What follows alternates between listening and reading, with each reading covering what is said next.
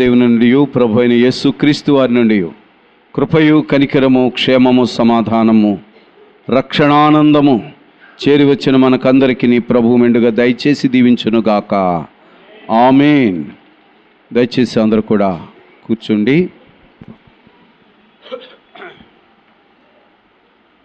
పరిశుద్ధ వారములో రెండవ దినము శిలువ ధ్యాన కూడికలలో 36వ దినము. ఈ దిన కూడికలు అయినవల్లి శాంత గారు వారి కుటుంబ పక్షముగాను, అలాగే వారి తల్లిగారు వేము లక్ష్మమ్మ గారి యొక్క కుటుంబ పక్షముగాను ఏర్పాటు చేసి ఉన్నారు. దేవుడు వారిని వారి కుటుంబములను సమృద్ధిగా దీవించి ఆశీర్వదించునుగాక. ఆమేన్. మంచిది. దినము కొరకు ప్రభు మనకు అనుగ్రహించిన పరిశుద్ధ లేఖన భాగములో నుండి ధ్యానాంశముగా అపోస్తులుడైన పౌలు ఫిలిప్పీ సంఘానికి వ్రాసిన పత్రిక 2వ అధ్యాయము 5వ వచనమును చదువుకుందాము. 5వ వచనము చదువుకుని ధ్యానం చేసుకుందాం.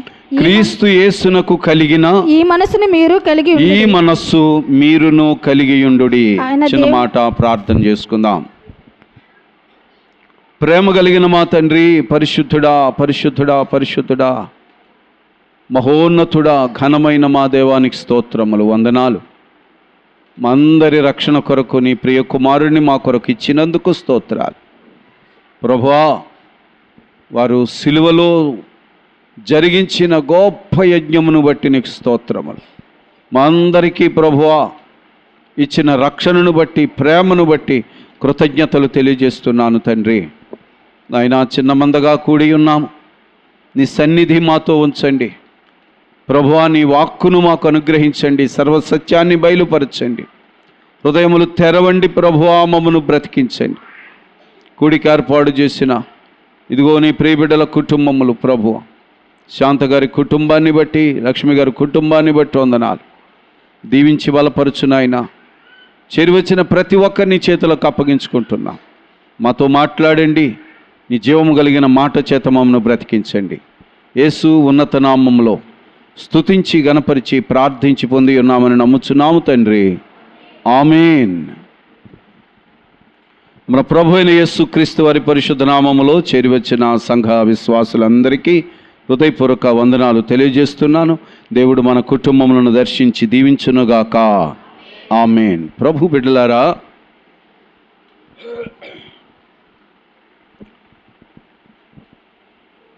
తండ్రి అయిన దేవుడు పరిశుద్ధాత్మ ద్వారా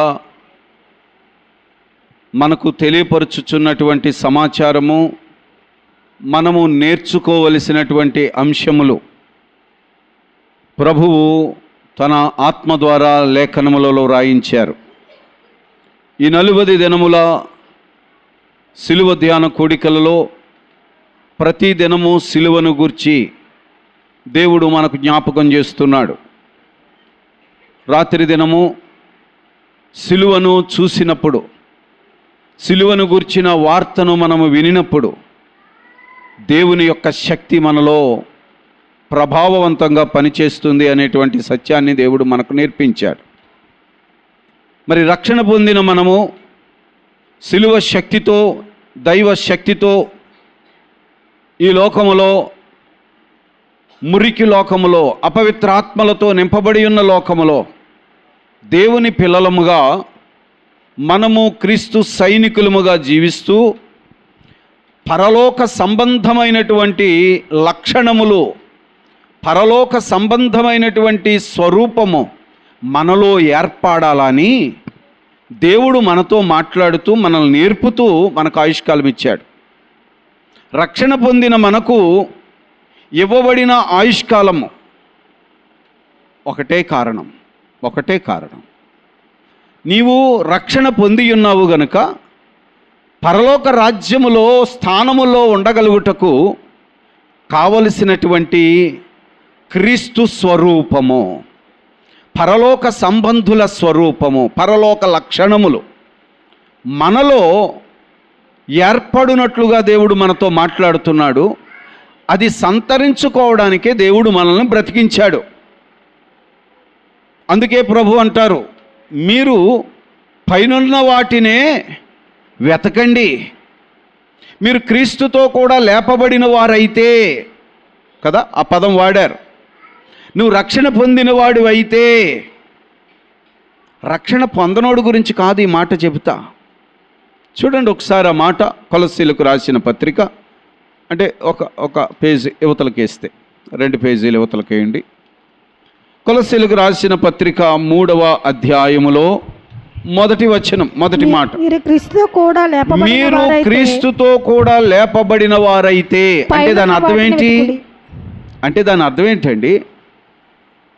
నీవు మరణములో నుండి జీవములోనికి వచ్చానని నమ్మిన వాడువైతే, అంతేనా?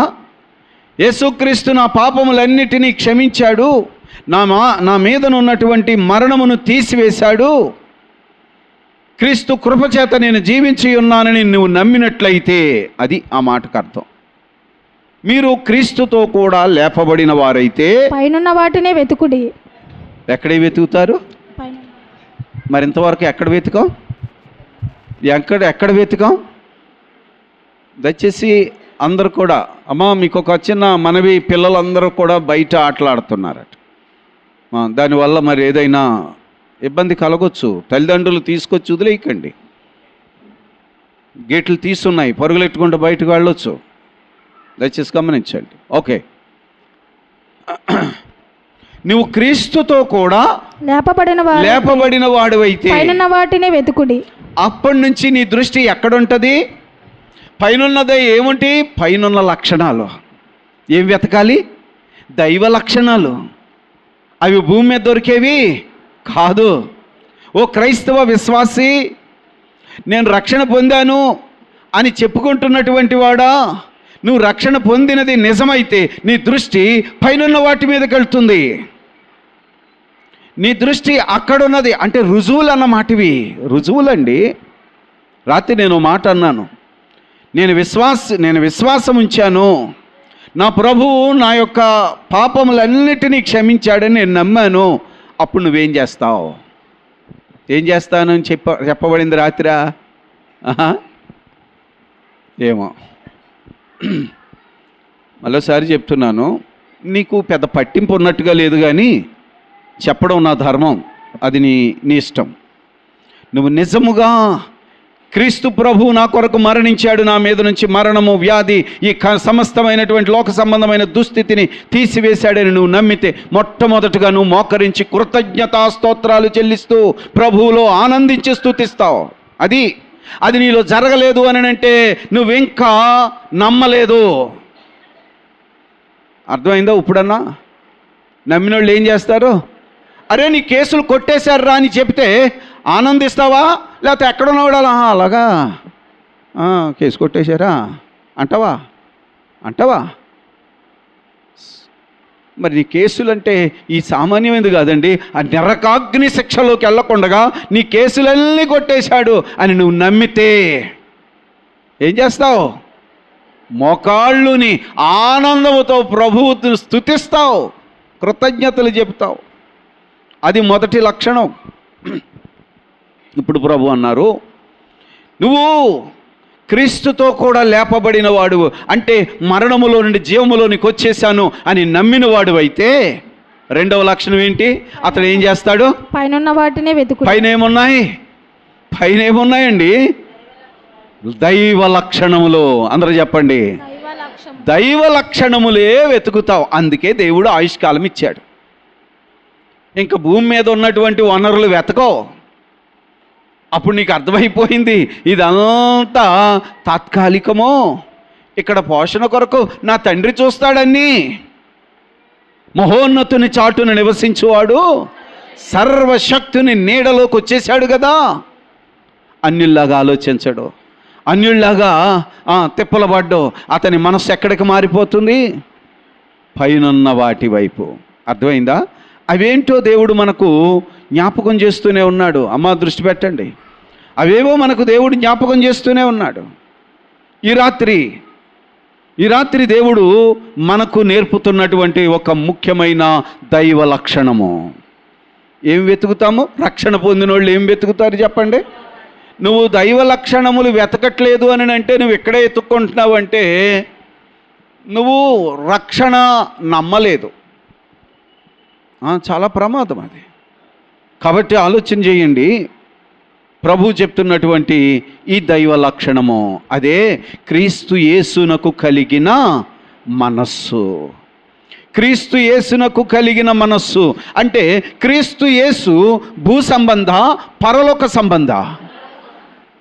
పరలోకం నుండి దిగి వచ్చినవాడు. ఆయనలో ఉన్న లక్షణములు, ఆయన మనస్సు నువ్వు నేర్చుకుంటే ఆయనతో యుగయుగాలు ఉండినప్పుడు నీకు ఉన్నతమైన స్థానము దొరుకుతుంది. ఈ లక్షణాలు నేర్పబడుతున్నాయి. మొదటి మాట ఏంటంటే, అమ్మా నువ్వు రక్షించబడ్డావు, మరణములో నుండి జీవంలోనికి వచ్చేసావు, నువ్వు నమ్మావు. కాబట్టి ఒకవేళ నువ్వు సరిగ్గా ప్రాక్టీస్ చేయలేదనుకో, ప్రాక్టీస్ చేయలేదని బయటికి గెంటేడు, రక్షణ వచ్చింది కానీ సిలువ మీద దొంగ ఏ విధమైన ప్రాక్టీస్ లేకుండానే కాలం అయిపోయింది కదా. అతను పరలోకంలో ఉంటాడా, నరకంలో ఉంటాడా? మరి ఏం ప్రాక్టీస్ చేయలేదు కదా. ప్రాక్టీస్ చేయలేదు కాబట్టి ఆ ప్రాక్టీస్కి తగిన స్థలములో ఉండలేడేమో కానీ పరలోకంలో అయితే కింద స్థానంలో ఉంటాడా? నమ్మిన ప్రతి వ్యక్తిని ప్రభువు స్వీకరిస్తున్నాడు. ఆయన యొద్దకు వచ్చి వారిని త్రోసివేయటం లేదు. మరి లక్షణములు ఎందుకు? లక్షణములను బట్టే, దైవ స్వభావమును బట్టే నీ స్థాయి అక్కడ ఉంది. అది యుగయుగములు. అందుకే ప్రభు అన్నాడు, రక్షణ పొందిన నీకు ఆయుష్కాలం ఎందుకు ఇచ్చాడంటే దేవుడు, నువ్వు ఆ లక్షణాలు నేర్చుకుంటావని. ఎలాగోలాగా బతికేస్తావని కాదు. ఎలాగోలాగా బతికేద్దామని అనుకుంటే ఒక్కొక్కసారి తొట్టుపాటు జారిపోతావు కూడా. సాతాను ఎత్తుకుపోతాడు. ఎందుకంటే మనం ఎక్కడ బతుకుతున్నాము? దురాత్మల సమూహముతో నింపబడున్న పిశాచాలమయమైన ఈ లోకంలో బతుకుతున్నాం. వాడు నిన్ను ఎలాగోలాగా నీ ఆధ్యాత్మిక పతనాన్ని కోరుకుంటాడు వాడు. కాబట్టి ప్రభు అంటున్నాడు, ఆయన మనస్సును నువ్వు నేర్చుకో అన్నాడు. చూడండి, ఆయన మనస్సును గురించి చెబుతూ కొన్ని మాటలు, ఈ 5కు ముందు 5 తర్వాత ఆయన మనస్సు ఎలాంటిదో కొన్ని మాటలు చెప్తూ వచ్చాడు. 2వ వచనములు ఏమన్నాడు? మీరు ఏకమనస్కులగునట్లుగా ఏక ప్రేమ కలిగి ఏక భావము గలవారయ్యుండి ఒక్కదాని యందే మనస్సుంచుచు నా సంతోషమును సంపూర్ణము చేయండి. ఇది పరిశుద్ధాత్మదేవుడు చెప్తున్న మాట. ఏం చెప్పాడు చెప్పండి? ఏంటి నీ ప్రాక్టీస్? ఏం చేయాలంట ప్రాక్టీస్? నువ్వు క్రీస్తును అంగీకరించి రక్షణ పొందిన వాడు అయితే నీవి ప్రాక్టీసే. ఇప్పుడు నీకు వేరే పనేమి, వేరే కాంపెరమేమి ఉండదు. నీ ఆశ అంతా అక్కడే ఉంటుంది. అర్థమవుతుందా? ఏమిటి నేర్చుకోమన్నాడు దేవుడు? ఏక మనస్సు. అందరము ఏకముగా పాటలు పాడుతున్నామా? ఏకముగా కలిసి పాటలు పాడుతున్నాం. ఏకముగా ప్రభు బల్లలో పాలు పంచుకుంటున్నాం. ఏకముగా నీ భక్తి కార్యక్రమాలు ఉంది. మనస్సులు ఏకముగా ఉన్నాయా? మనస్సులు ఎడముఖము పెడముఖముగా ఉంటే నువ్వు ప్రాక్టీస్ తప్పుకుంటున్నావు. దేవుడు మనకిచ్చినటువంటి రక్షణ పొందిన తరువాత ఆయుష్కాలం దేనికోసం? ఇది ప్రాక్టీస్ చేస్తావని. ఎంతకాలమైనా ఈ ఎడమోకం పేడమోకం 36 నెంబర్ తెలుసు కదా, ఎలా ఉంటుంది 36? ఎడమోకం పేడమోకం అంటే 36, అది అటు ఇది ఇటు, అంతేనా? అలా ఉంటే నువ్వు దేవుని రక్షణలో ఉన్నటువంటి స్థానాన్ని కోల్పోతున్నావు. దేవుడు నీకు ఇచ్చిన అవకాశము, నువ్వు రక్షణ పొందావు. ఇప్పుడు నువ్వు చేయాల్సిన ప్రాక్టీస్ ఏంటంటే అందరితో సమాధానముగా ఉండుట, అందరితో సమాధానము కలిగి ఉండుట, మనస్సు పెనవేసుకొనుట. మీరు అన్నాడు ఏక చూడండి, ఏక మనస్సులగునట్లుగా ఏక ప్రేమ, అందరిలోనూ ఈ ప్రేమను ప్రాక్టీస్ చేయండి అయ్యా. ఈ ద్వేషాలు, అసూయలు, కలహాలు, మత్సరాలు ఇవన్నీ కూడా అపవాది లక్షణాలు పట్టుకుని వెళ్తే నీ స్థానం పడిపోదు. పరలోకంలో అపవాది స్థానాలకు చోటు ఉంటుందా? చంపేయొద్దు వాటిని, అది నీ సమస్య. రాత్రి దేవుడు నేర్పాడు, ఆ కొండతో మాట్లాడన్నాడు. అవునా? ఆ కొండతో మాట్లాడు, ఎత్తి సముద్రంలో పడవేయడానికి మాట్లాడు, అది నీ మాటకు లోబడుతుంది. ఇవన్నీ కూడా మన సమస్యలేనండి, క్రైస్తవ లక్షణములు కావండి. కాబట్టి దేవుడు మనకు జ్ఞాపకం చేస్తున్నాడు, ఏక మనస్కులగునట్లుగా ఏక ప్రేమ కలిగి, ఏక భావము కలగారుగా ఉండి, ఏక భావము కలిగి కదా. ఆ మాటలు చూడండి, ఏక భావము కలగారుగా ఉండి, ఒకదాని అందే మనసుంచుచు. చెప్పండి, ఒక్కదాని అందే మనసుంచుచు. దేని మీద ఎడతావు? నీ మనస్సు ఇట్లీ మీద ఉన్నదంటే ఫెయిల్ అయిపోతున్నావు. రక్షణ పొందినవాడివైతే, అదేనా పదం? నువ్వు రక్షణ పొందినవాడివైతే నీ కాన్సన్ట్రేషన్ ఎక్కడ? దేని మీద? ఒక్కదాని అందే. నా ప్రభు పరలోకం ఇచ్చాడు, నాకు పరలోకం ఇచ్చాడు. పైనున్న వాటినే వెతుకుతాము, అక్కడే నా దృష్టి, వాటి అందే నా దృష్టి, వాటి కొరకే ప్రయాస, వాటి కొరకే బ్రతుకు. ఇది ప్రభు నేర్పుతున్నాడు. క్రీస్తు యేసు కలిగిన మనస్సు కలిగి ఉంటే ఆ కాన్సన్ట్రేషన్ అక్కడ ఉంటుంది.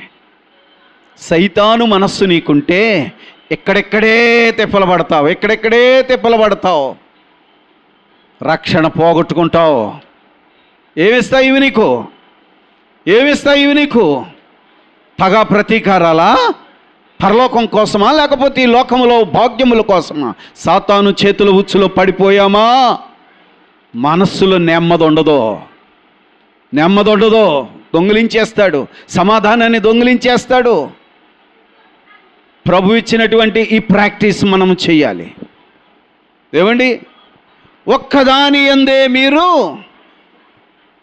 మనస్సు పెట్టండి, నేను సంతోషిస్తానంటున్నాడు పరిశుద్ధాత్మదేవుడు. పరిశుద్ధాత్మకు దుఃఖము కలుగజేయకండి. పరిశుద్ధాత్మకు దుఃఖము కలుగజేస్తాడు అపవాది. వాడితో జత కట్టకండి, ప్రతిఫలాలు చాలా తీవ్రంగా ఉంటాయి. ప్రభు జ్ఞాపకం చేస్తూ ఒకటే దృష్టి పరలోకము కొరకు. అమ్మా, పరలోకము మనకు ఇవ్వడానికి అదేమన్నా తేలిగ్గా దొరికేదా?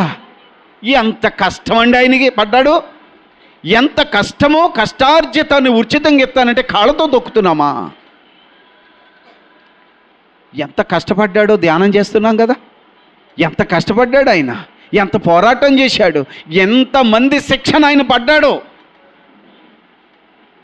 మానవుడు ఒక జీవితాన్ని ప్రారంభించినప్పుడు వాడు చనిపోయేదాకా వాడి దేహకాలంలో ఎన్ని తప్పులు చేశాడో, ఎంతమంది చేశారో అందరి తప్పులకు ఆయన దెబ్బలు పడుతున్నాడే. ఈ శిక్ష అంతా భరించాడే. ఇంత కష్టపడి నీకు ఉచితంగా రక్షణ ఇస్తుంటే ఇంకా ఈ వైపు చూసేటువంటి అజ్ఞానం అంటే దానివల్ల మనం నష్టపోవటం లేదు. ఆలోచన చేసుకుందాం. ప్రభు ఇక్కడ చెప్పాడు ఏంటంటే 3వ వచనం, కక్ష చేతనైనను ఏంటది? వృధా అయిన అతిశయము. అవి అతిశయము వృధా, వ్యర్థమైనది. గొప్ప అతిశయము అది వ్యర్థమైనది. అది నీ కొంప ముంచుతుంది, అది నిన్ను నరకానికి తీసుకెళ్తుంది, రక్షణను పోగొట్టుకుంటావు. వృధా అతిశయమట. కక్ష చేతనైనను వృధాతిశయము చేతనైనను ఏమీ చెయ్యక. అర్థమవుతుందా? ఏమి చెయ్యక వినయమైన మనస్సు గలవారై ఒకనికొకడు తన కంటే యోగ్యుడని ఎంచుచు. ఇది పరలోక పౌరుల లక్షణము. ఇది పరలోక పౌరుల లక్షణం. ఎడమొఖం పెడమొఖం పరలోకపు లక్షణము కాదండి. పరలోకంలో ఉండేవారు ఆ మూలనున్నవాడు ఈ మూలనున్నవాడు ఒకే మనస్సు కలిగి ఉంటారు, ఏక మనస్సు. భిన్నమైన మనస్సులు అక్కడ కుదరదు. నమ్మినోడు నేర్చుకుంటాడండి. నమ్మినోడు నేర్చుకుంటాడు దైవ లక్షణాలు. దైవ లక్షణాలు లేకుండా పరలోకంలో ఎలాగ అడుగు పెడతాం? అపవాది లక్షణములంటే కంపు కదా. అతి పరిశుద్ధ స్థలమైన ఆ చోటులో నువ్వు అడుగు పెట్టాలంటే యేసు రక్తములో నువ్వు కడగబడ్డావు కాబట్టి మళ్ళా మురికంటుకోకుండా ఇది ప్రాక్టీస్ చెయ్యి. అప్పుడు అన్నాడు, క్రీస్తు యేసుకు కలిగిన మనస్సు, ఈ మనస్సు మీరును కలిగి ఉండండి. ప్రభువుకు ఆయన సంతోషము సంపూర్ణమవుతుంది.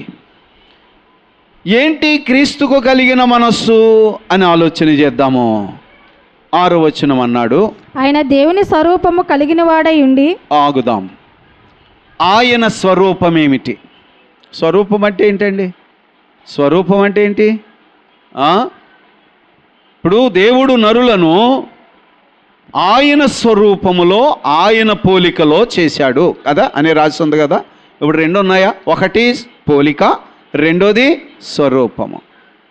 ఓకే, స్వరూపము వేరు, పోలిక వేరు. పోలిక అంటే ఇది, స్వరూపం అంటే లోపల లక్షణాలని స్వరూపం అంటారు.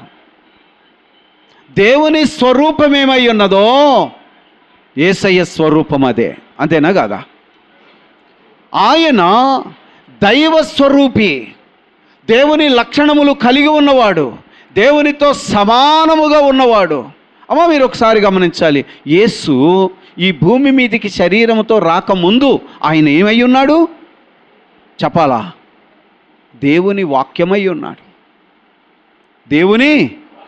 ఇప్పుడు ఒక వ్యక్తి పుట్టాడు అనుకోండి, పుట్టిన తర్వాత 10 ఏళ్ళకి వస్తుందా వాక్యము అతని మాట? పుట్టిన ఆడికి మాట వచ్చిందో లేదో కొట్టి మరీ ఏడిపిస్తారు. అంటే ఏమొచ్చింది? మాట, స్వరము. ఆయన కదా పుట్టినప్పుడు వచ్చిందా, పుట్టుక తర్వాత ఎప్పుడుగా వచ్చిందా? దేవుడు ఎప్పుడు పుట్టాడో ఆయన ఆదియందు, అనాది కాలము నుండి ఆయన ఎప్పుడున్నాడో అప్పటి నుంచి ఆయనలో ఉన్నదా వాక్యము, లేకపోతే మధ్యలో వచ్చిందా?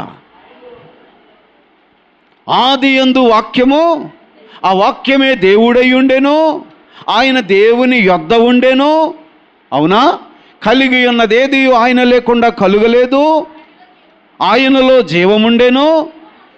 ఇదంతా కూడా దైవత్వము కదా, దైవత్వము. ఆది నుండి ఉన్నవాడు ఎక్కడున్నాడు? ఆయన వేరుగా ఉన్నాడా? ఆయనలో ఉన్నాడా? ఆయనలో ఉన్నాడు. మరి ఆయన దైవత్వము కలిగి, దైవ స్వభావం అంటే అది ఇప్పుడు అర్థమైందా? ఆయన ఏమై ఉన్నాడంటే దైవత్వమును కలిగి ఉన్నాడు, దైవ స్వభావము కలిగి ఉన్నాడు, మహిమలో ఉన్నాడు, మహిమ శక్తి కలిగిన వాడు ఉన్నాడు, ఈ సృష్టి అంతటికి కర్త అయి ఉన్నాడు. కలిగి ఉన్నదేది ఆయన లేకుండా కలుగలేదు. అలాంటి దేవుడు ఈ మానవుల రక్షణ కొరకు ఆయన వాక్కును పంపాడు శరీరముతో. మరియ గర్భము ద్వారా ఆయన శరీరాన్ని ధరించాడు. దేవుడు తన కుమారుడిని ఎందుకు పంపాను? సర్వమానవాళి శిక్ష మొయ్యడానికి పంపాను. అంతేనా? సర్వమానవాళి యొక్క దెబ్బలు తినడానికి పంపాను. సర్వమానవాళి యొక్క మరణమును తీసివేసి ఆ మరణాన్ని ఆయన తీసుకోవడానికి వచ్చాడు. శరీరముతో పుట్టాడు. ఇప్పుడు ఆయన మనస్సు ఏమిటో మనం ఇక్కడ అర్థం చేసుకుంటే, ఇక్కడ రాయబడిన మాట ఏమిటంటే, ఆయన దేవుని స్వరూపము కలవాడయుండి. దేవునితో ఒకసారి గమనిద్దాం 7వ వచనములో చూద్దాం. మనుష్యుల పోలికగా పుట్టి దాసిన స్వరూపమును ధరించుకుని. ఇంతకుముందు ఆయన ఏ స్వరూపము? దేవుని స్వరూపము, దైవ స్వరూపము. అమ్మ 6వ వచనంలో రాయబడింది కదా, ఆయన దేవుని స్వరూపము గలవాడయుండి. ఆయన ఇప్పుడు ఏ స్వరూపములో పుట్టాడు? మనిషిని స్వరూపం అడిగాను నేను. అది మనుష్యుని పోలికగాను దాసుని స్వరూపము. ఏ స్వరూపాన్ని వదిలొచ్చాడు? మహిమలో, మహిమ సింహాసనం మీద, అత్యున్నత సింహాసనము కదా, అంతకంటే పైన ఇంకేమైనా సీటు ఉందా? అత్యున్నత సింహాసనం మీద, మహిమ సింహాసనం మీద కూర్చున్నటువంటి ఆయన ఒక మనుష్యుని పోలికగా, అది కూడా ఒక దాసుని, అరే ఏ స్థాయికి వచ్చిన మనస్సు ఆయనది? అవునా? క్రీస్తు యేసుకు కలిగిన మనస్సు. ప్రాక్టీస్ చేయి. ఏ స్థాయికి వచ్చాడండి? ఆయన పుట్టింది పెద్ద పట్టణంలోనా, చిన్న పల్లెటూరులోనా? ఏ ఊరది? బెత్లెహేము, ఒక కుగ్రామము, చిన్న ఊరు. బెత్లెహేం అనే ఒక చిన్న ఊరిలో ధనవంతుల ఇంట్లో పుట్టాడా? లేకపోతే బీద కన్యక, బీదరాలు కడుపున ఎవరైనా ఆయన కంటే పెద్దోళ్ళు ఉన్నారా? ఆయన మనుష్యునిగా, అంటే మానవులలో గొప్పళ్ళు ఉన్నారు, చిన్నోళ్ళు ఉన్నారు. బీదోళ్ళు కడుపున, దాసుని స్వరూపమున ఆయన పుట్టిన వెంటనే ఎక్కడ పడుకోబెట్టారు చెప్పాలా? తొట్టిలో కుడితి పెడతారే, ఆ పశువులకు కుడితి పెడతారే, అలాంటి తొట్టిలో పరుండబెట్టిన అది అక్కడికి వచ్చేసాడు ఆయన. ఎవరైనా ఏ స్థాయి నుంచి ఏ స్థాయికి వచ్చావు ప్రభు, అది ఆయన మనస్సు. అర్థమవుతుందా? ఏమీ లేని ఆకు ఎగిరెగిరి పడుతుందనో సామెత ఉందో చూసావా? ఏముందండి మనకి? ఏముంది మనకి? మన గొప్ప ఏమిటి? మనమేమిటి? మోసపోతున్నాం. మంటివారము, ఇంతలో కనబడి అంతలో ఏమైపోతామో తెలియని వారము. ఇలాంటి మానవుల కొరకు మహిమాస్వరూపి, మహామహిమలో ఉండే మహాదేవుడు ఆయన ఎక్కడికి వచ్చేసాడంటే దాసుని స్వరూపము. 6వ వచనం చూడండి. ఆయన దేవుని స్వరూపము కలిగిన వాడయుండి, దేవునితో సమానంగా ఉండుట. ఆయన సీట్ ఏంటి? పక్కన కూర్చోవడమా? చెప్పాలా? ఆయనలో భాగము దేవునితో సమానముగా ఉండుట, విడిచిపెట్టకూడని భాగ్యమని. అమ్మా ఈ సీట్లోంచి నేను కదలను. అవునా? ఈ సీట్లోంచి నేను, ఆయన విడిచిపెట్టిన సీట్ ఏంటి చెప్పండి ఒకసారి? అంతకంటే పెద్ద సీట్ ఉందా? ఇక్కడేమైనా పెద్ద సీటు కోసం వచ్చాడు ఆయన? ఆయన స్వరూపము, ఆయన మనస్సు. ఒక్కసారి ఆలోచించండి. ఓ క్రైస్తవుడా, ఇంతకాలం గుళ్ళో భక్తి చేసి ఇంతకాలం ఉండి ఏ మనస్సుతో నువ్వు పరలోకం వెళ్ళిపోదాం అనుకుంటున్నావు? ఒకసారి గమనించాలి. ప్రభు మనకి ఇవన్నీ ఎందుకు చెప్పాడంటే మన బతుకు బాగు చేసుకుంటామని. మనం గొప్పవాళ్ళమేమీ కాదండి, ఏమీ కాదు మన గొప్ప. మంటివాళ్ళం. ఆయన పెడితే తింటున్నాం, ఆయన పీల్చుకోమంటే పీల్చుకుంటున్నాం, ఆయన బ్రతకమంటే బతుకుతున్నాం. జాగ్రత్త. ప్రతీది చూస్తున్నాడు ఆయన. ప్రతి దానికి లెక్క ఉంది, రాయబడతా ఉంటాయి. క్షమాపణ పొంది సరి చేసుకుంటే కృప కలిగిన దేవుడు, క్షమించే దేవుడు. ఇక్కడ చెప్పబడిన మాట ఏంటో తెలుసా? ఆయన దేవునితో సమానముగా ఉండుట. ఇది అక్కర్లేదు. దాన్ని విడిచిపెట్టి ఎవరి దగ్గరకు వచ్చేసాడు? ఏ స్థాయికి వచ్చేసాడు? ఈ మానవుల రక్షణ కొరకు. నేను అనుకుంటాను, ఎంతమంది మానవుల యొక్క శిక్షను భరించాలంటే నువ్వు వెళ్తావా అంటే ఎవరు వెళ్తారండి? నువ్వు వెళ్తావా? పలావ్ పెడతాడంటే వెళ్తాడు, కానీ మిరపకాయ ముద్ద చేసి వెళ్తావా? పరలోకము నుండి ఎవ్వరూ కూడా ఆ సాహసము చెయ్యరు. కనుకనే దేవుడు దిగొచ్చాడు. ఆయన ప్రేమించాడు మనల్ని. ఆయన దిగొచ్చాడు. ఏ స్థాయిని వదిలొచ్చాడు? దేవునితో సమానంగా ఆ సీటు వదిలొచ్చాడు. చెప్పండి, ఇవన్నీ దేనికి? ఏంటది? తనను తాను సంపూర్ణంగా ఏం చేసుకున్నాడు? తగ్గించేసుకున్నాడు. మహిమలో ఉండే ఆయన అండి, మహాశక్తిమంతుడండి ఆయన. ఆయన ఎదుట దూతలు గడగడ గడగడలాడుతూ ఉండే ఆ మహిమలో ఉండేటువంటి ఆయన అలా ఈ పనికి మాలిన జనముతో ముఖం మీద ఉమ్మేయించుకోవడానికి వచ్చాడు ఆయన. ఎవరి కొరకు ఈ త్యాగము? నేను బతకాలని మనల్ని బ్రతికించడానికి ఆయన చేసిన ఆ త్యాగము నీ దగ్గర కనపడాలి. అది ప్రభు అంటున్నాడు. క్రీస్తు యేసుకు కలిగిన ఈ మనస్సు. ప్రాక్టీస్ చేయకపోతే, ప్రాక్టీస్ లేకుండా పాస్ అయిపోతామా? ప్రభు అందుకే ఈ ఉత్తరాలన్నీ రాయించాడు. క్రైస్తవ్యం అంటే అన్యుల్లాగా పరిస్థితులు కాదండి. అన్యులకి మనకి తేడా ఉంది. ఏమాయను మీ దేవుడు అని అడుగుతాడు వాడు. దైవ స్వరూపము రూపుదిద్దుకొనిలా ప్రభువా క్షమించు నాయనా, ప్రభువా నీ పోలిక నీ రూపము నాలో రూపించండి అని బ్రతిములాడుకోవాలి. ప్రాక్టీస్ చేయాలి. చూస్తే ఆ మాటలు ఆలోచన చేస్తుంటే ఆయన 8వ వచనం చదువుదామా? మరియు 7వ వచనంలో అన్నాడు, మనుషుల పోలికగా పుట్టి దాసుని స్వరూపము ధరించుకొని తానే రిక్తునిగా చేసుకున్నట్టు అంటే ఏంటి చెప్పండి? రిక్తునిగా చేసుకోవడం అంటే ఖాళీ చేతులు చేసుకోవడం అండి. తన పదవిని, తన స్థితిని, తన మహిమను, తన దర్జా, తన స్థాయి, ఆయన దేవుడండి. ఇవన్నీ కూడా వదులుకొని ఒకసారి ఒక చోట ఒక సంఘంలో, నేను పనిచేసిన సంఘంలో ఒక సంఘటన జరిగింది. నేను అది పేర్లు చెప్పను కానీ, ఒక ఆయన రెవరెండ్ పాస్టర్గా తీసుకున్నాడు. ఆ ఊరుకు సంబంధించిన ఆయన ఏమీ పాస్టర్ కాదు కానీ అఫీషియల్గా కొంతమందికి రెవరెండ్ ఇస్తారు ఏఎల్సి వారు. అలాగిస్తే ఆయన రెవరెండ్గా చెప్పుకొని సంస్కారపు ఆరాధన ఇచ్చినప్పుడు నాతో కలిసి ఆయన కూడా ఇచ్చేవాడు.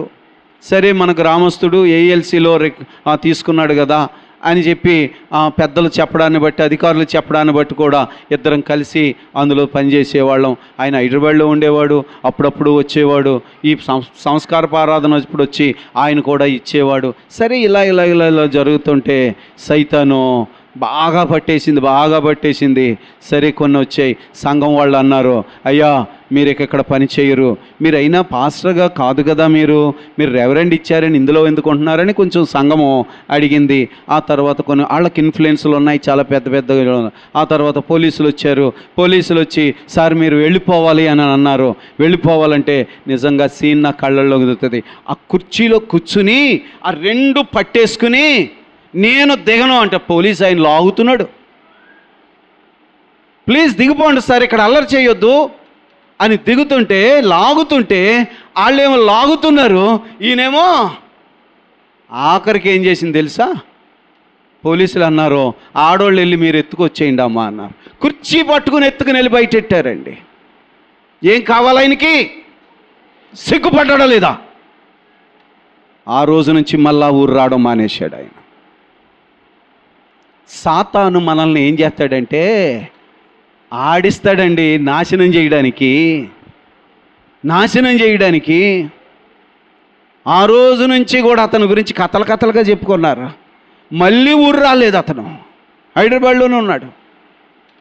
దేని పిల్లరా, హెచ్చు వాటి యందు మనస్సు పెట్టకండి. హెచ్చు వాటి యందు మనస్సు పెట్టే గుణము అపవాదిది. అర్థమైందా? అపవాది ఏం చేసింది? యెషయా గ్రంథం 14వ అధ్యాయం.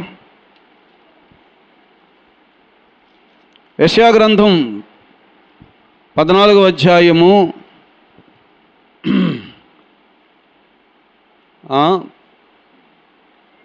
13 నుంచి చదువుదామా?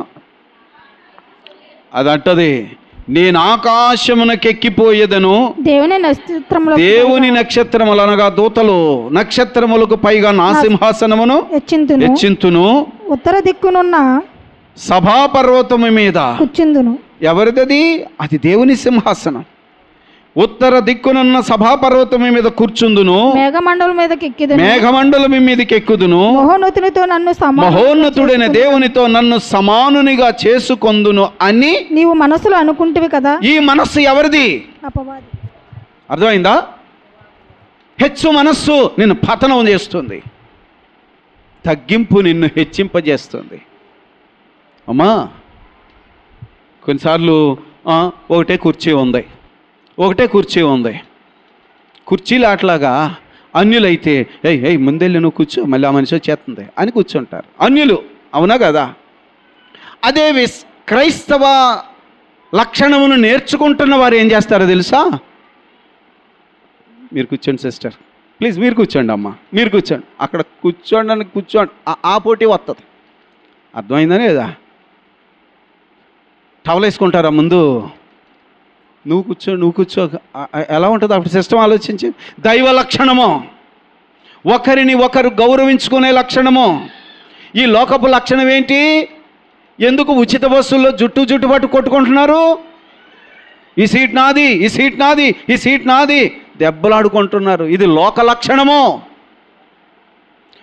ఓ క్రైస్తవుడా, నీవు సహనమును ఓర్పును నువ్వు అలవాటు చేసుకుంటే నువ్వు ఎంత దూరమైనా నించోడానికి ఇష్టపడతావు, కానీ దెబ్బలాడతావా? ఆ పీట కోసం సీట్ వేస్తావా? ఒకసారి గమనించండి. క్రీస్తు యేసుకు కలిగిన మనస్సు, తగ్గింపు మనస్సు, అపవాది మనస్సు నిన్ను హెచ్చించి, అందుకే ఓ సామెత చెప్తారు, బాగా ఎక్కించి మంచిగా మొలం చెట్టు ఎక్కిస్తాడంట, అక్కడి నుంచి పడిపోతాడంట. అమ్మా నడ్డి ఇరిగిందా అంటాడంట. అది లోక విధానం. దైవ విధానము. దేవుడు అన్నాడు, నిన్ను నీవు తగ్గించుకుంటే నేను నిన్ను హెచ్చిస్తాను. ఆయన చూస్తున్నాడండి. ఒక వ్యక్తిని హెచ్చించాలంటే మనుషులా? తగ్గింపు గుణం ఉంటే ఆయన నిన్ను హెచ్చిస్తాడు. సైతాను గుణం ఉంటే ఆటోమేటిక్గా పతనమే. క్రీస్తు యేసుకు కలిగిన ఈ మనస్సు చూడండి, అక్కడ అన్నాడు సాతాను మనస్సు గురించి యెషయా గ్రంథంలో చూసాం. కానీ ఇప్పుడు ఫిలిప్పీలోకి వచ్చేద్దాం. ఫిలిప్పీ పత్రిక 2వ అధ్యాయములో 7వ వచనము. మనుషులు పోలికగా పుట్టి దాసుని స్వరూపమును ధరించుకుని తన్ను తాను రిక్తునిగా చేసుకునేను మరియు ఆయన ఆకారమందు మనుషుడిగా కనబడి. చూడండి ఆయన మనుష్యుని ఆకారముగా వచ్చాడు, కానీ కనబడి మరణము పొందునంతగా. అమ్మ ఈ మాట కోసం ఆయనలో ఏముండేను చెప్పాలి. ఆయనలో జీవం ఉండేను. దేవుడికి మరణం ఉంటుందా? దేవుడికి మరణం ఉంటుందా? యేసు ప్రభువు దేవుడుగా ఉంటే మన కొరకు మరణించగలడా? అందుకే ఆయన మనిషిగా వచ్చాడు. అర్థమైందండి? ఆయన మనుష్యునిగా వచ్చాడు. మనుష్యుని పోలిక. ఎందుకంటే దేవుడికి మరణం ఉండదు. నా కొరకు నా మరణాన్ని తీసుకోవాలంటే అది దేవునికి సాధ్యమో కాదు. అవునా? కనుక ఆయన శరీరమును ధరించి మానవుని పోలికగా వచ్చి మరణాన్ని తీసుకోవడానికి వచ్చాడండి. మరణం అంటే ఎరగని ఆయన. ఒకసారి ఆలోచన చేయండి. ఎంతకాలం బట్టి ఆయన యుగ యుగాల నుండి జీవంలో ఉన్నాడు. ఎప్పుడన్నా అప్పుడప్పుడు మరణంలోకి వెళ్ళాడా? చెప్పండి. అసలు మరణం అంటే దేని బట్టి వస్తుంది? మరణం పాపమును బట్టి. పాపం అంటే దేవునికి అసహ్యము. కానీ మరణము తీసుకోవడానికి ఆయన వచ్చిన ఆ ప్రేమ ఏమిటి, ఆ స్థాయి ఏమిటి, ఆ కృప ఏంటి ఒక్కసారి ఆలోచన చెయ్యి. ఇదే ప్రభు అంటున్నాడు, మరణము పొందడానికి వచ్చాడు. మరణము పొందినంతగా అనగా శిలువ మరణము పొందినంత. ఈ పదం ఒకసారి ఆలోచిద్దాం. మరణం అందరికీ వస్తుంది. చాలామంది డబ్బున్న వాళ్ళు ఆసుపత్రుల్లో పైపులు గీపులు ఇవన్నీ పట్టుకుని లక్షలు ఖర్చు పెట్టి సుఖవంతంగా చచ్చిపోయినట్టు మనకు కనబడతారు. తర్వాత వాళ్ళు ఎక్కడ పోతారు తర్వాత విషయం. కానీ నెమ్మదిగా ఏమండి, అందరి మరణాలు అలాగ ఉండవు కదా. పేదోడు మరణం పాపం మంచం మీద తీసుకుని అదొక మరణం. పోనీ ఈ మరణాలన్నీ ఒక ఎత్తు, మరి సిలువ మరణము చెప్పండి, ఇది ఎలాంటి మరణము? ఎలాంటి అంతకంటే భయంకరమైన నీచమైన మరణం ఇంకొకటి. ఆ మరణం పొందడానికి వచ్చాడు ఆయన. తెలుసా లేదా? చెప్పండి ఇప్పుడు ఒక మాట. యేసయ్యకు సిలువ మరణము పొందుతానని తెలిసొచ్చాడా, ఏదో మామూలు మరణం కోసం వచ్చాడా? అనేకుల పాప శిక్ష కదా. సామాన్యమైన మరణమా? కొల్లబొడిచి రక్తం పిండేసి పట్టకరతో నలిపినట్టు నలిపేసి ఇంకేం చేయాలో అంతా చేసి ఆ మరణమునకు ఒప్పుకొని వచ్చాడు ఆయన. అది అన్నాడు. ఆయన మనస్సు ఏంటో నీకు అర్థం చేసుకో. అది చెప్తున్నాడు కదా. ఆయన మనుష్యుని పోలికగా పుట్టి దాసుని స్వరూపము ధరించుకొని తన్ను తాను రిక్తునిగా చేసుకోవడమే కాదు, ఆయన మరణము పొందినంతగా, ఏ మరణము? నీచమైన ఘోరమైన శిలువ మరణము పొందినంతగా చూపిన వాడై, విధేయత కలిగిన వాడై తన్ను తాను తగ్గించుకునేను. ఏం చేశాడు? అది క్రీస్తు యేసుకు కలిగిన మనస్సు. శిలువకు ఇష్టపడి వచ్చాడు కదా. మనం ఇందాక చదివాం సువార్త పాఠంలో. ఆ మాట ఒకసారి చూడండి. మత్తయి సువార్త 26వ అధ్యాయము 2వ వచనాన్ని ఒకసారి చదివి వినిపించు. 2 దినములైన పిమ్మట పస్కా పండుగ వచ్చిననియు, 2 దినములైన తరువాత పస్కా పండుగ వచ్చుననియు, అప్పుడు మనుష్య కుమారుడు సిలువ వేయబడుటానికి అప్పగింపబడుననియు తెలియనని చెప్పెను అని శిష్యులతో చెప్పి నాడండి మనం వెళ్దాం అన్నాడు. అర్థమైందా? ఎక్కడికి? యెరూషలేముకు. దేనికోసం వెళ్ళడానికి సిద్ధపడుతున్నాడు? సిలువ వేయబడడానికి. అమ్మా, ఆయన ఇష్టపడి వచ్చాడా లేకపోతే ఏటకేసి మేకపోతులు లాగుతుంది వెనక లాగుతుంది చూడు అలాగా? ఇష్టపడి వచ్చాడు. ఎందుకనంటే నా శిక్ష ఆయన తీసుకోవడానికి ఇష్టపడి వచ్చాడు. నేను శిక్షలోకి వెళ్ళకుండా నన్ను తప్పించడానికి సాష్టాంగ నమస్కారం చేయాలి ఆయనకి. గ్రహించగలిగితే ఆయన తండ్రి మాటకు విధేయుడై కదా తన్ను తాను అన్నీ వదులుకొని తగ్గించుకొచ్చిన ఆ మనస్సు నువ్వు కలిగి ఉంటే ప్రతిఫలం ఏంటో తెలుసా? అందువలన చూద్దాం ఇప్పుడు 9వ వచనం. అందుచేతను ప్రశ్న ఇప్పుడు ఎందుచేత? అమ్మా జవాబు అర్థమైందో లేదో? ఎందుచేత? అందుచేత అంట. అబ్బా, ఎందుచేత అంటే అందుచేత. భలే జవాబు చెప్పారమ్మా. తగ్గించుకున్నాడు గనుక తనను తాను తగ్గించుకొనుట వలన ఎంత గొప్ప ప్రతిఫలం ఉందో నీకు అర్థం కాక సైతానుగాడు రెచ్చగొడితే రెచ్చిపోయి మనము పాడు చేసుకుంటున్నాం. ఏంటి మన గొప్ప? ఇక్కడ చెప్పిన మాట చూడండి.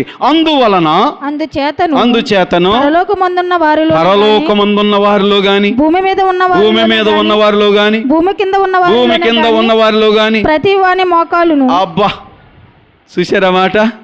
ప్రతి మోకాలు ఆయన నామమున. అది దేవుడిచ్చిన ఆధిక్యత.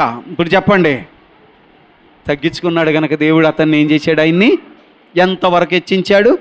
పరలోకమందున్న దూతలు కానీ, పరలోకమందున్న వారిలో కానీ, భూమి మీద ఉన్న వారిలో కానీ, పాతాళంలో ఉన్న వారిలో కానీ ప్రతి మోకాలు యేసు నామమున వంగునట్లును ప్రతి వాని నాలుకయు తండ్రి అయిన దేవుని మహిమార్థమై యేసుక్రీస్తు ప్రభువుని ఒప్పుకున్నట్లును. ఏమని ఒప్పుకున్నట్లు? ఏమని ఒప్పుకున్నట్లు? యేసు దేవుడు అని ఒప్పుకోవడం కాదండి. యేసు దేవుడు అని ఒప్పుకోవడం కాదండి. యేసు నాకు ప్రభువు, నేను ఆయన దాసుడను. అందరూ ఒప్పుకుంటారంట. అందరూ ఇప్పుడు ఒప్పుకోరు. ఇప్పుడు నమ్మినోడు ఒప్పుకుంటాడు, జీవితాన్ని ఒప్పుని చేసుకుంటాడు. కానీ ఆయన ఆకాశ మేఘారుడై వస్తాడే ఒకరోజు? వస్తాడా? 2వ రాకడలో ఆయన ఆకాశ మేఘారుడై ఇదిగో ఆయన వచ్చుచున్నాడు. ఆ రోజున ఏం జరుగుతుంది? ప్రకటన గ్రంథం 1వ అధ్యాయం 7వ వచనం అక్కడ రాసిన మాట. ప్రకటన గ్రంథం 1వ అధ్యాయం 7వ వచనం. ఇదిగో ఆయన మేఘారుడై వచ్చుచున్నాడు. ఇదిగో ఆయన 2వ రాకడలో మేఘారుడై వచ్చుచున్నాడు. ప్రతి నేత్రములను ఆయనను చూచును. ప్రతి వాడు, ప్రతి కన్ను ఆయనను చూస్తాడు. ఆయనను పడుచువారును చూచెదరు. భూజనులందరూ ఆయనను చూచి రొమ్ము కొట్టుకుంటారు. అప్పుడు భూజనులందరూ చూసి రొమ్ము కొట్టుకుంటారు. అయ్యి బాబోయ్ ప్రభువా, నువ్వేదో తేలిగ్గా తీసుకున్నావు, నిన్నేదో పలానా దేశుడు అనుకున్నావు, నువ్వేదో పేద కుటుంబంలో పుట్టావు, 3 మేకులు మేక్కోలేనాడు, ఏయో మాట్లాడాను ప్రభువా. ఆ రోజు రొమ్ము కొట్టుకున్నప్పుడు ప్రతి మోకాలు ఆయనను ప్రభు అని ఒప్పుకుంటుందట. ఎంత ఆధిక్యత ఇచ్చాడు దేవుడు ఆయనకి. ఎంత హెచ్చించాడు. అర్థమవుతుందా? దేనిని బట్టి, అందుచేత అన్నాడు. దేనిని బట్టి? తగ్గించుకొనుట ఏ లక్షణము? హెచ్చించుకొనుట ఏ లక్షణము? తన్ను తాను హెచ్చించుకొనివాడు ఏమవుతాడు? కింద పడబోతాడు. అంతేనా? ఏమాత్రపు వారం మనం, మనుష్యులము ఏమి కాని వారము. నువ్వేదో అని అపవాది చెప్తున్నాడు, మోసపోతున్నాం. దయచేసి ఆయన కృపచేత బతుకుతున్నామని గుర్తించుకుందాం. తగ్గించుకుందాం.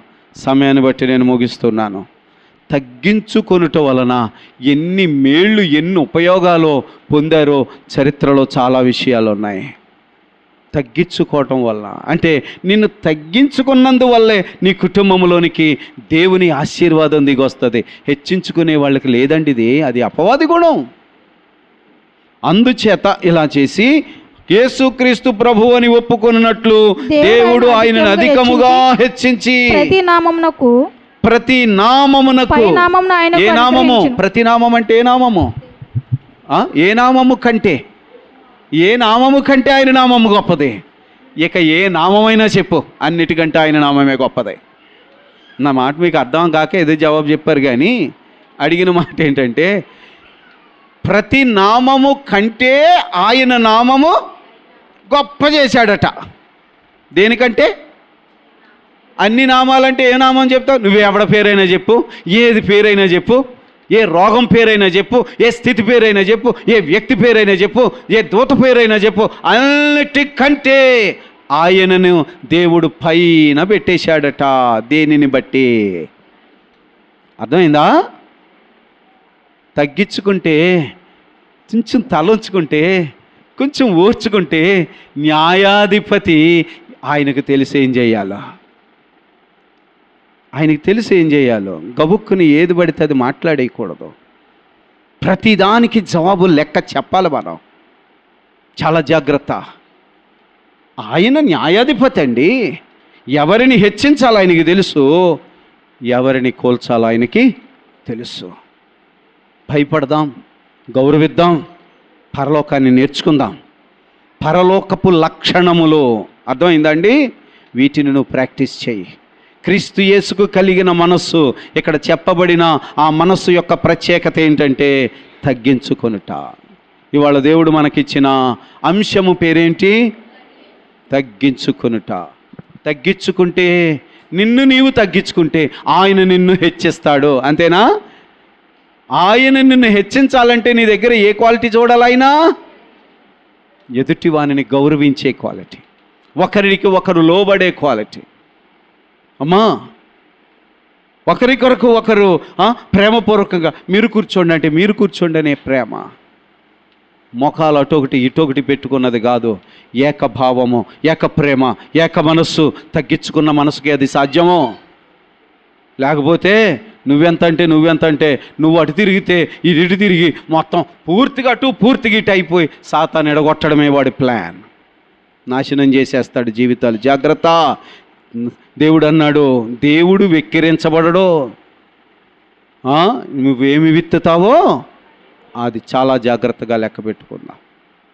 కాబట్టి ఎంతోమంది భక్తుల గురించి రాసి ఉన్న సమయాభావాన్ని బట్టి మాటలు చెప్తున్నది పరిశుద్ధాత్మ దేవుడు తెలియజేస్తున్నాడు.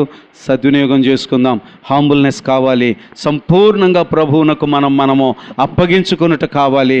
ఎదుటివారి ఎడల గౌరవము కావాలి. ప్రభు దగ్గర క్షమాపణ అడిగి సరి చేసుకుందాము. ధన్యులమగుదాం. దేవుడి పరిశుద్ధ వాక్య భాగము మనందరికీ దీవెనకరముగా దయచేయునుగాక. ఆమేన్. ప్రార్థన చేసుకుందాం.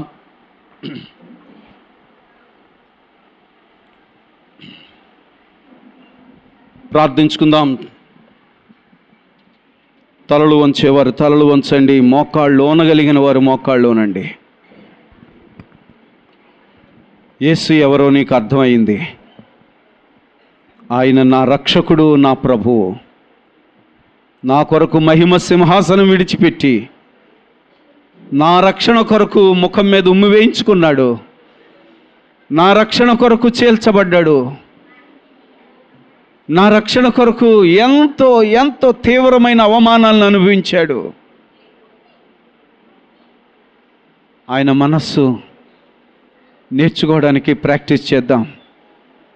ఆయన తగ్గించుకున్నాడు, సిలువ మరణము పొందినంతగా. నిన్ను నీవు హెచ్చించుకుంటున్నావా? అపవాది చేతుల్లో ఉన్నావు, చిక్కుబడిపోయావు, మోసగించబడుతున్నావు. ప్రభు దగ్గర క్షమాపణ అడుగుదాం. బాగు చేయండి ప్రభువా, క్షమించండి ప్రభు అని వేడుకుందాం. మొండితనంగా ఉండొద్దు. శిక్ష వస్తే తట్టుకోలేము. మొండితనమొద్దు. దేవుడు అయినా పరలోక సంబంధమైన జీవితం మనకు కావాలి. హల్లెలూయా, హల్లెలూయా, హల్లెలూయా, హల్లెలూయా, హల్లెలూయా, హల్లెలూయా, హల్లెలూయా. స్తోత్రం, స్తోత్రం, స్తోత్రం, స్తోత్రం, స్తోత్రం, స్తోత్రం. పరిశుద్ధుడా, పరిశుద్ధుడా, పరిశుద్ధుడా, మహోన్నతుడా, మహాగణుడా, సర్వాధికారి యేసు ప్రభు నీకు వందనాలు. స్తోత్రం, స్తోత్రం, స్తోత్రం. తండ్రి అయిన దేవుడు నా కొరకు ప్రేమించి నాకు ప్రభువుగా మిమ్మల్ని నియమించారు. నా రక్షకుడిగా మీరు రక్షణ కార్యం చేశారు యేసయ్య. హృదయపూర్వక వందనాలు, కృతజ్ఞతలు, స్తోత్రాలు తెలియజేస్తున్నాను. మహోన్నతుడానికి స్తోత్రం, స్తోత్రం, స్తోత్రం, స్తోత్రం. నీ రాజ్యంలో మమ్మను చేర్చుకోండి నాయనా. ఆటంకములను అధిగమించగలగడానికి మాకు బలమియ్యండి ప్రభువా. సిలువను గూర్చిన ధ్యానము మమ్మల్ని శక్తితో నింపుతుంది అని మీరు నేర్పారు. నీకు స్తోత్రాలు. నిరంతరము ప్రభువా పరలోకమును గూర్చే ఆలోచన కలిగి పైనున్న వాటినే వెతకగలిగిన వారుగా మమ్మల్ని బలపరచమని ప్రార్థన చేస్తున్నాను. స్తోత్రము, స్తోత్రము, స్తోత్రము నాయన. సంఘమును బ్రతికించండి. అపవాది క్రియలపై మాకు విజయం దయచేయండి ప్రభువానికి స్తోత్రాలు. నీ సన్నిధిలో మమ్మను భద్రపరచమని ప్రార్థన చేస్తున్నాను. స్తోత్రం, స్తోత్రం, స్తోత్రం. వందనాలు. ఇదైనా కూడికి ఏర్పాటు చేసిన నీ ప్రియ బిడ్డలను బట్టి వందనాలు నాయన.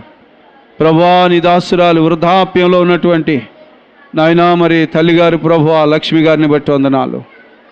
వారిని ప్రేమించి ఇచ్చిన గర్భఫలములను బట్టి నీకు వందనాలు. స్తోత్రం, స్తోత్రం, స్తోత్రము తండ్రి.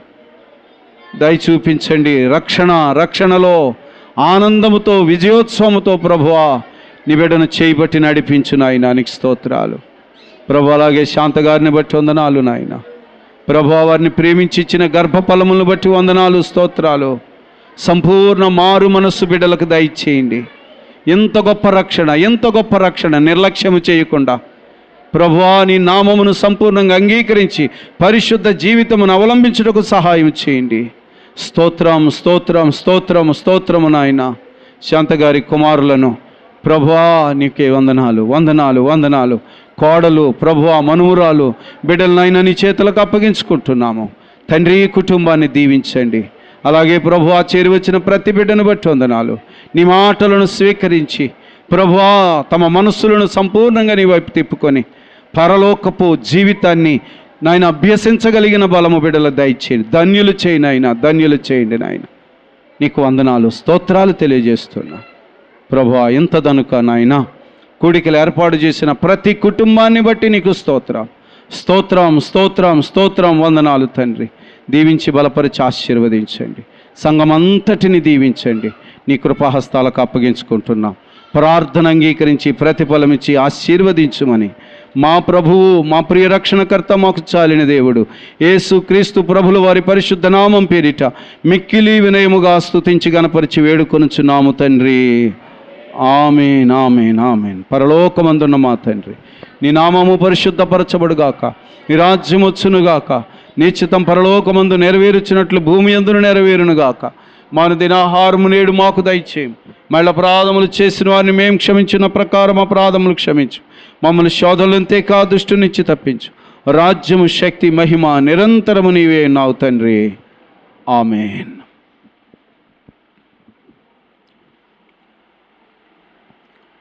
మన తండ్రి అయిన దేవుని యొక్క ప్రేమ, కుమారుడు రక్షకుడైన యేసుక్రీస్తు ప్రభుల వారి యొక్క కృప, పరిశుద్ధాత్మ దేవుని సన్నిధి, సమాధానము, పరిశుద్ధాత్మలో బలము పొంది నిరంతరము దేవుని చిత్తము చేయుచు ఆనందించుచు పరలోక పౌరసత్వములో ధన్యులమొగుటకు పరిశుద్ధాత్మదేవుడు మనకు తోడయ్యుండి మనలను మన కుటుంబములను ఆశీర్వదించునుగాక.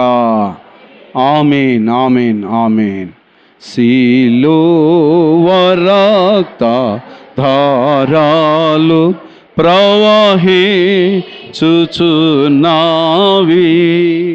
ఎవరైనా దానిలో మునిగిన శుద్ధి నొందేదారు.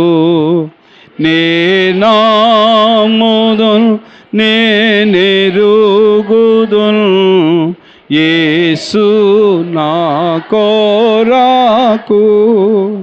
నేనెరుగుదును, యేసు నీ కొరకు.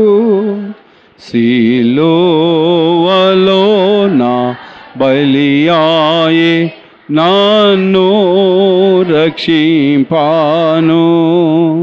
సిలువలో నా బలియాయే నిన్ను రక్షింపాను.